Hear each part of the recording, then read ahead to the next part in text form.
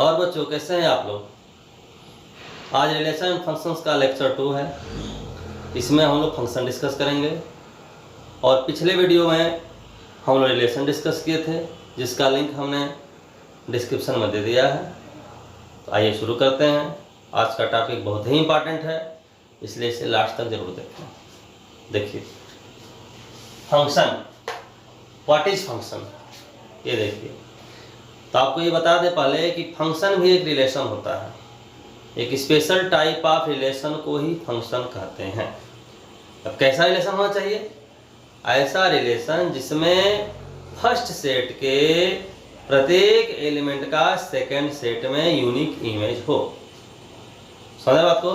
इसी को हम ऐसे बोल सकते हैं, if A and B are two non empty sets and f such that a tends to be a relation from A to B such that every element of A has unique image in B, then the relation is called function from A to B।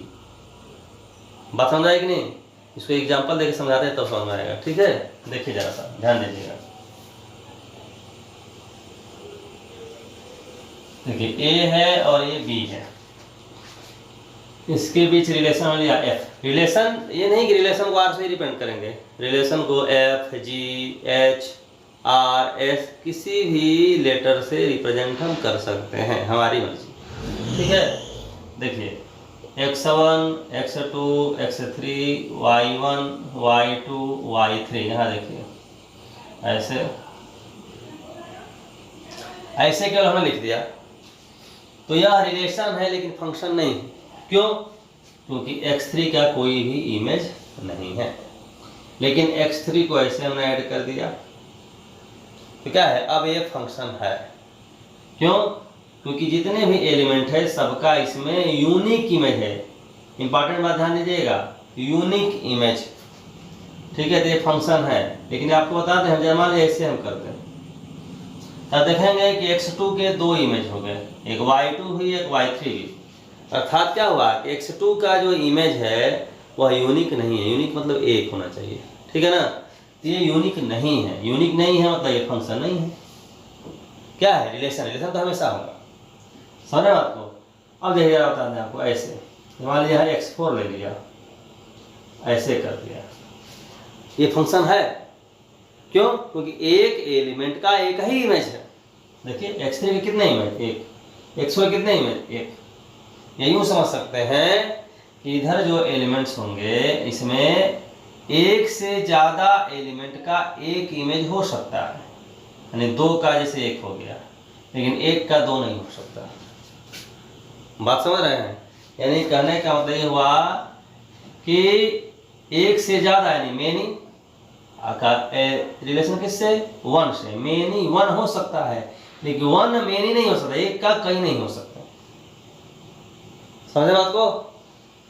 दूसरी बात बता दें आपको कि जैसे मान लीजिए यहाँ हमने लिख दिया ऐसे, यह एलिमेंट किसी का भी इमेज नहीं है, फिर भी ये फंक्शन है।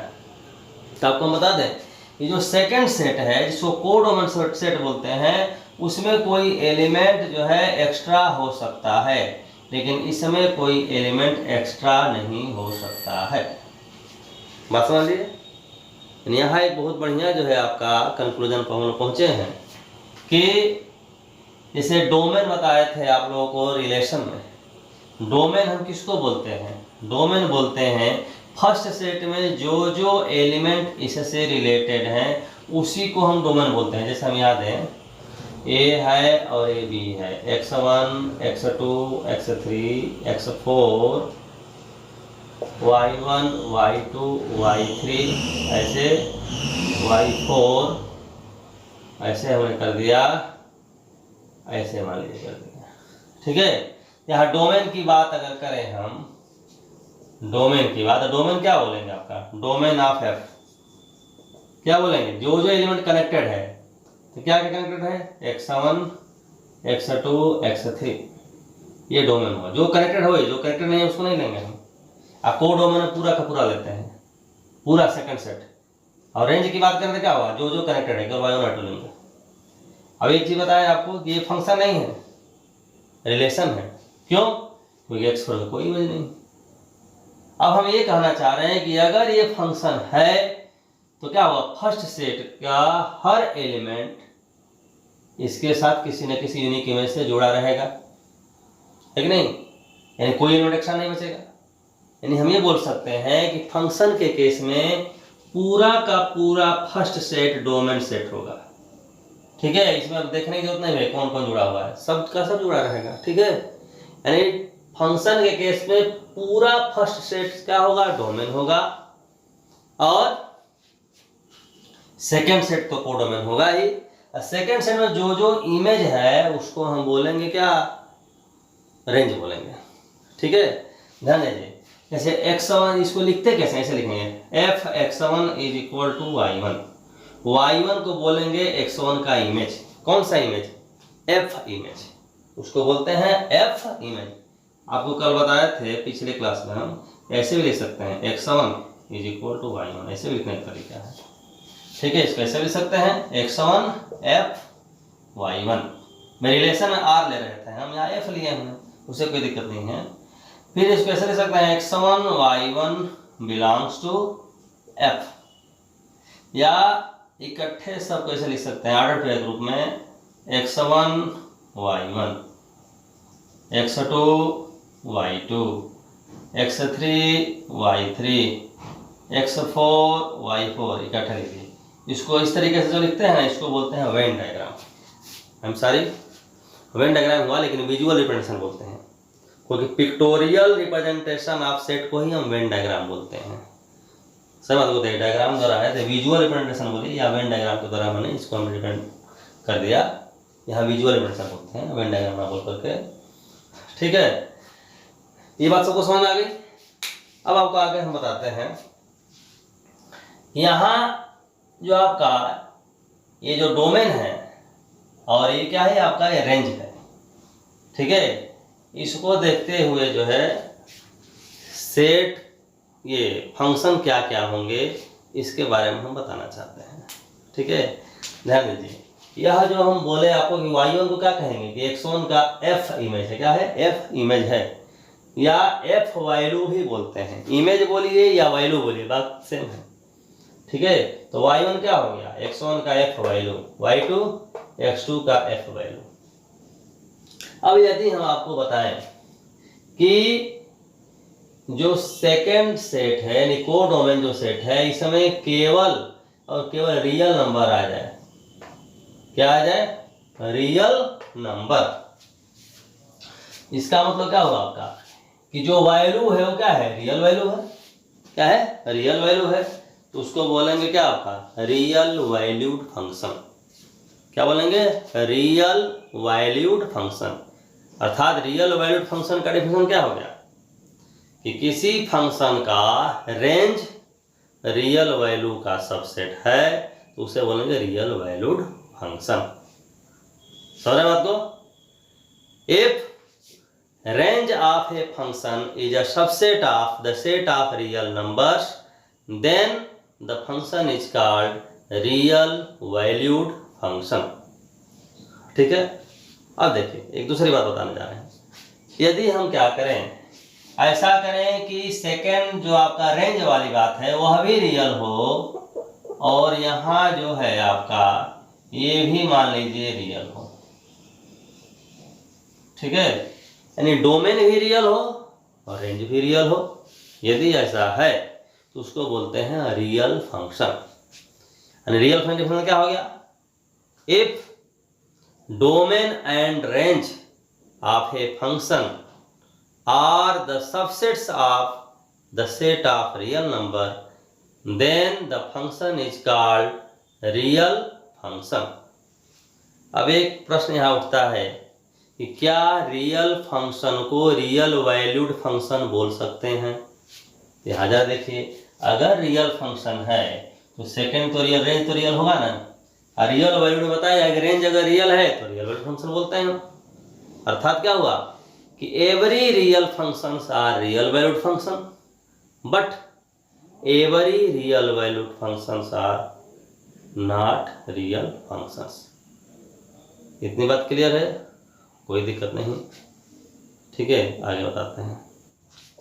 यहाँ देखिए एग्जांपल हम लिए हैं, एक सेट है एस फॉर स्टूडेंट का सेट है, x1 x2 x3 x4 x5। मान लीजिए 5 स्टूडेंट हैं जिनका नाम है x1 x2 x3 x4 x5। नाम कुछ भी लिख सकते हैं, राम मोहन सोहन पिंटू चिंटू, कुछ भी लिख सकते हैं, ठीक है। और यहाँ जो है R लिखें, R मीन्स रोल नंबर है। x1 का रोल नंबर है 100, x2 का 101, x3 का 102, x4 का 103, x5 का 104। हम ये देख रहे हैं आपका एक सेट स्टूडेंट का लिए, दूसरा सेट हमने ले लिया आपका नंबर्स का, जैसे रोल नंबर हम जोड़ रहे हैं। यह भी एक फंक्शन बना, क्योंकि हर बच्चे का अलग अलग रोल नंबर होगा। ये फंक्शन बना ना, ये किस फंक्शन का एग्जांपल हो गया? रियल वैल्यूड फंक्शन का, ठीक है। और मोस्ट इंपॉर्टेंट बात हम बता दें कि 11th और 12th में एक्चुअली आप लोगों को रियल फंक्शन स्टडी करना है। अर्थात क्या हुआ आपका, जो डोमेन होगा वो भी रियल नंबर होगा, और जो रेंज होगा वह भी रियल नंबर होगा, ठीक है। तो फर्दर हम वही डिस्कस करेंगे, जो भी हम फंक्शन की बात अब करेंगे रियल फंक्शन की बात करेंगे, ठीक है। एक दूसरा एग्जांपल ज़रा समझिए बढ़िया से।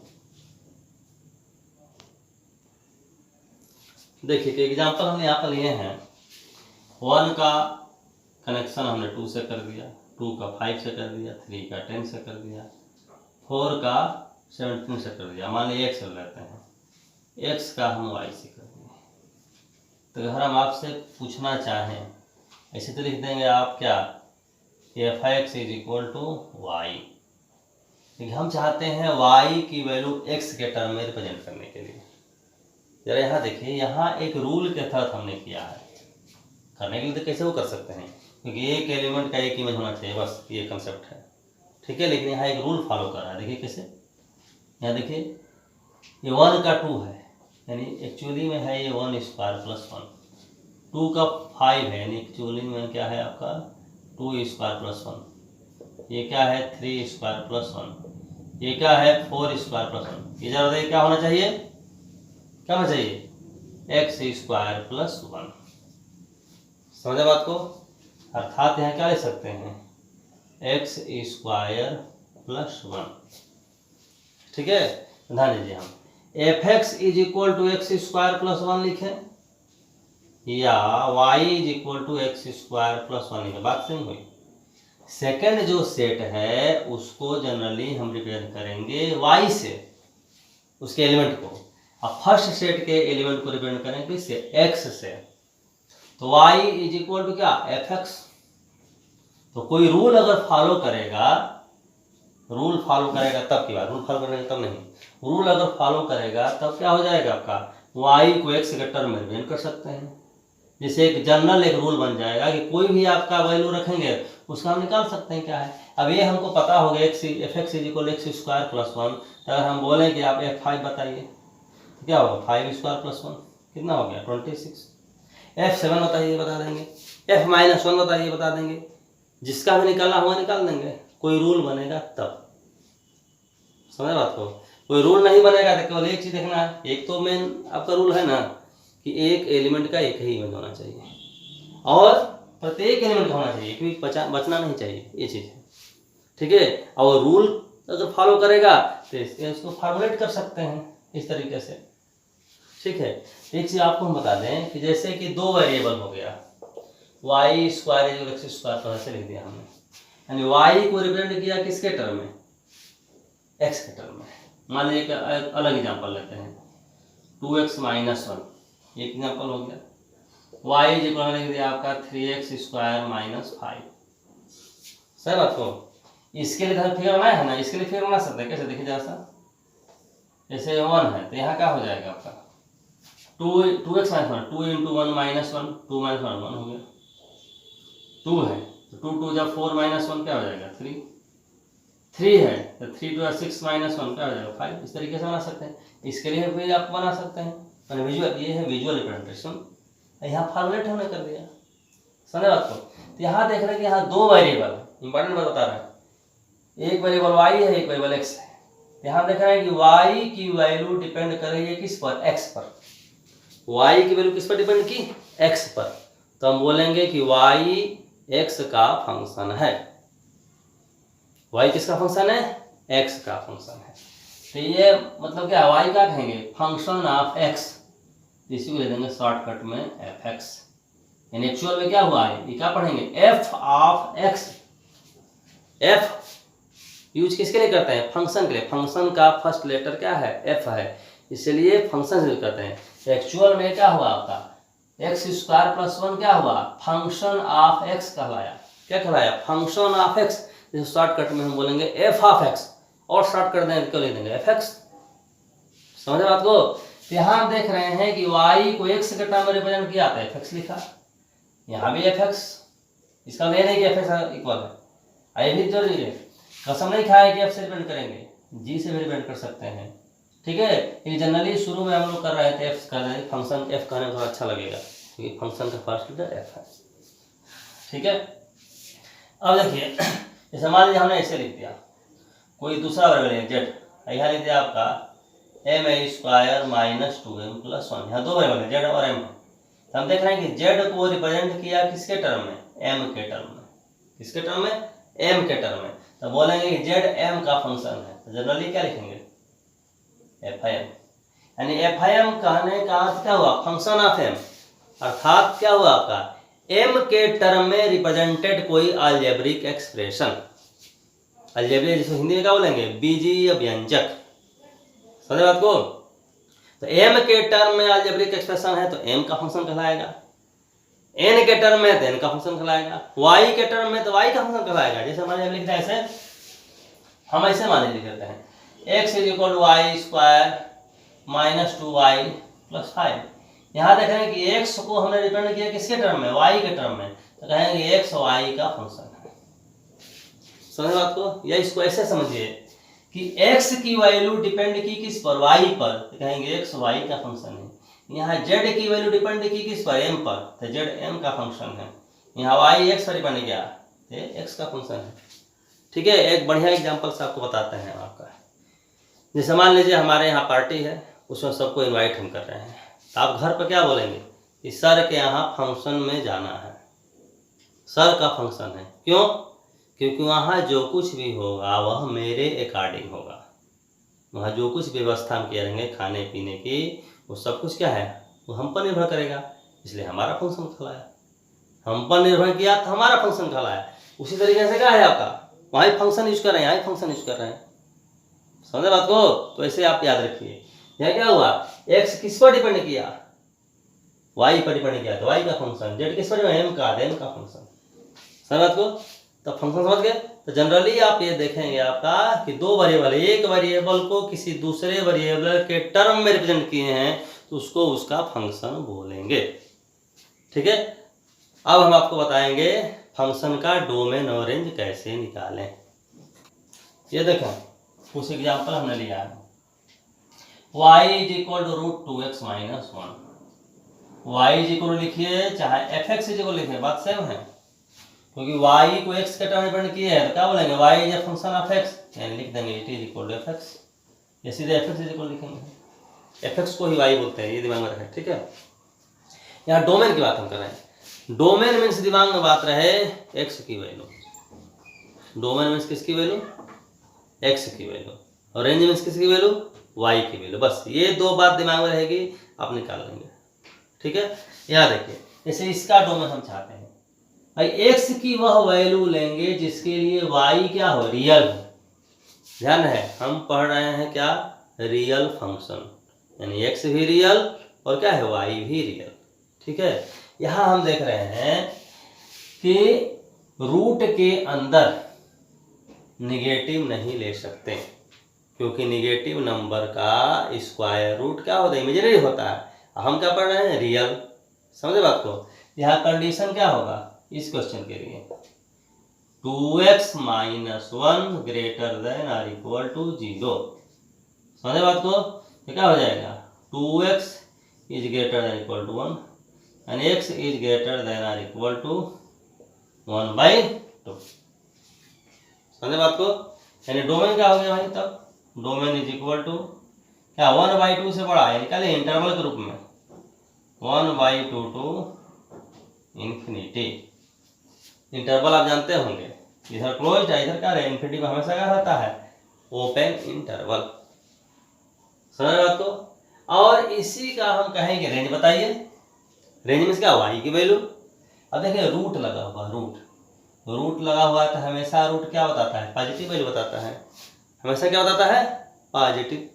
तो मिनिमम पॉजिटिव वैल्यू यहाँ पे क्या होगी, मिनिमम पॉजिटिव की बात कर रहे हैं, क्या होगी, ये होगी आपकी 0। क्या होगी, 0। ध्यान रहे, लेकिन 0 जो है आपका ना पॉजिटिव में आता है और ना ही नेगेटिव में आता है। समझे बात को।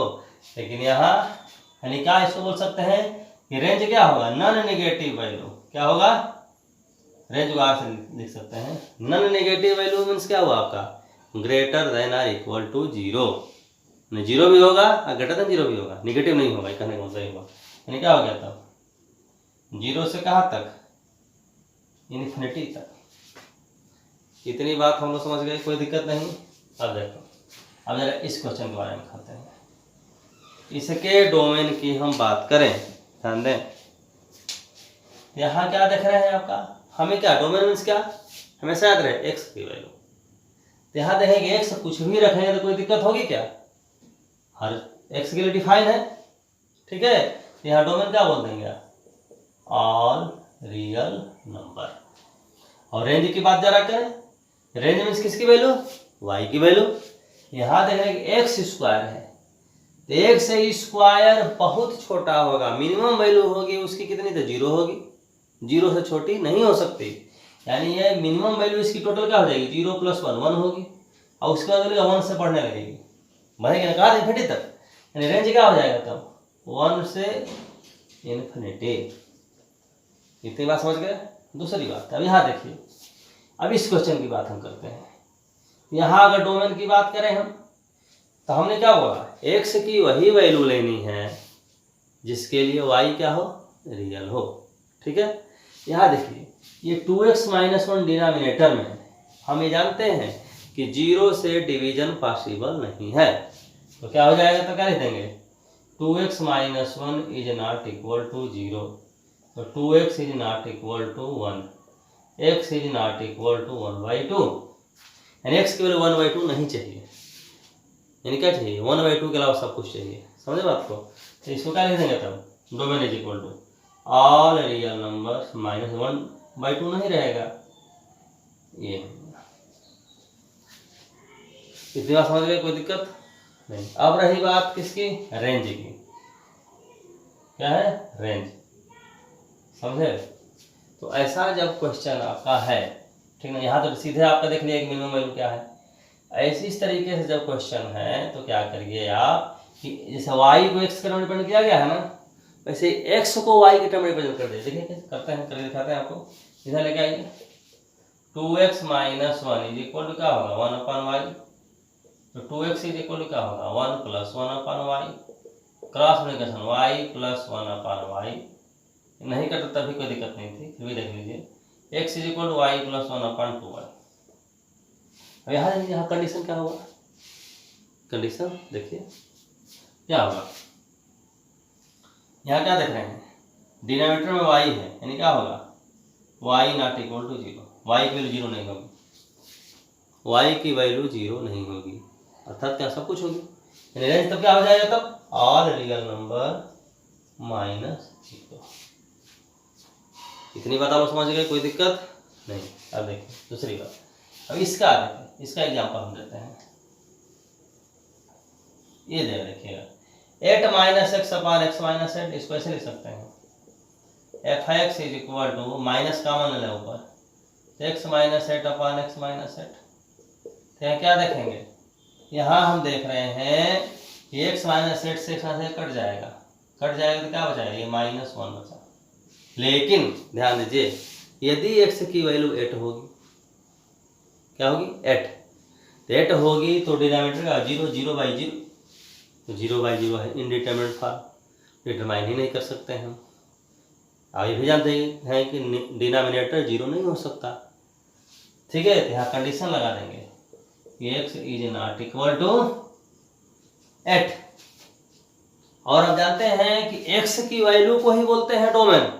यहाँ क्या है, x is not equal to eight, यानी डोमेन तो क्या हो गया, all real number minus eight, eight नहीं रहेगा। और रेंज की बात करें, रेंज किसको बोलते हैं, एफ एक्स की वैल्यू, एफ एक्स यानी वाई, तो एफ एक्स लिखे जाए वाई की बात है, तो वाई की वैल्यू इकलौता एक ही वैल्यू है, एक वैल्यू है ना, क्या, -1, तो क्या हो जाएगा रेंज, -1। ठीक है, क्या देख सकते हैं, in this function x is not equal to eight. ठीक है, यानी we can take every value of x except 8, therefore its domain is all real number minus 8, and for all the values of x except 8, fx is equal to -1, only one value of fx is -1, it means range is equal to -1। समझ गए, कोई दिक्कत। अब एक चीज और बता दें आपको कि डोमेन और रेंज को ग्राफिकली हम कैसे समझेंगे, ग्राफिकली समझे बात को, देखिए जरा सा,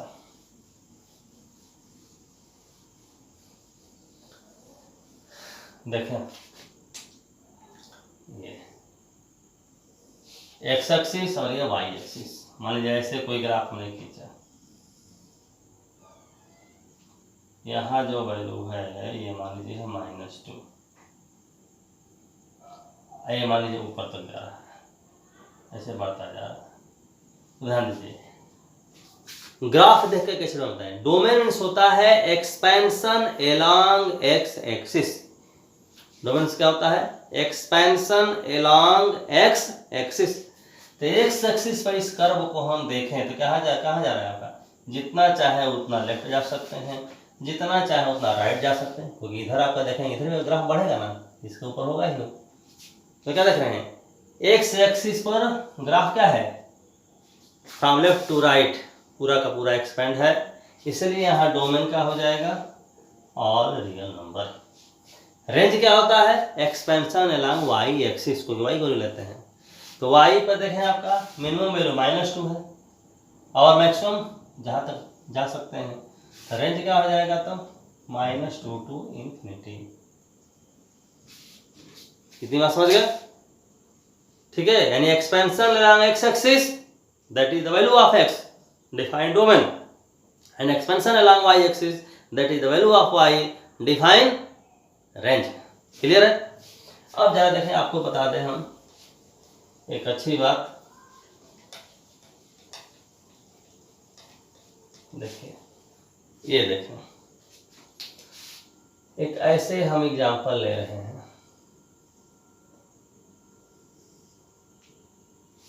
और एक एग्जांपल हम ले रहे हैं ऐसे,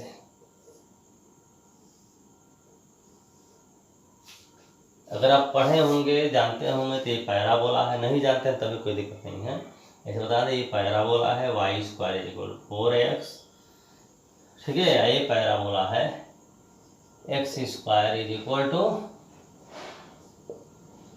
4y। अब देखें एक चीज बता दें आपको, जैसे मान लीजिए कि यहाँ पर हम देखें ऐसे,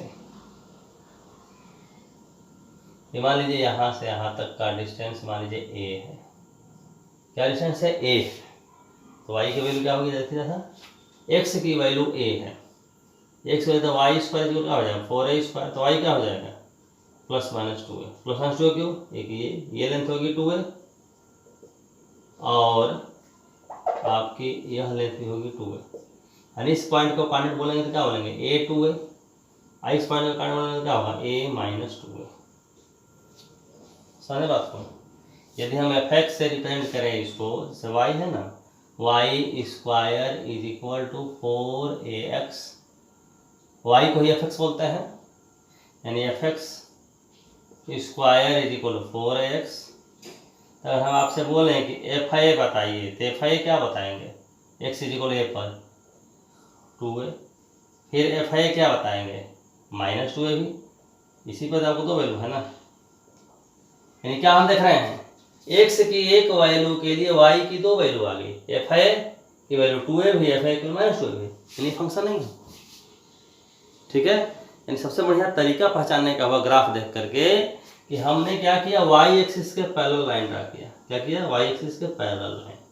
अगर एक से ज़्यादा पॉइंट पर कट करे या खुद y एक्सिस ही अगर एक ज़्यादा पॉइंट पर कट करे तो फंक्शन नहीं है।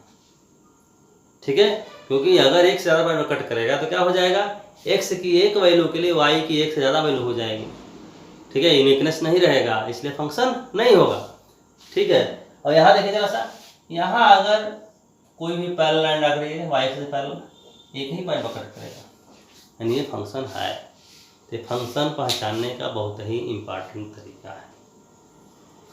ठीक है, तो नेक्स्ट वीडियो में हम लोग डिस्कस करेंगे टाइप्स ऑफ फंक्शन। ठीक है, तब तक के लिए धन्यवाद।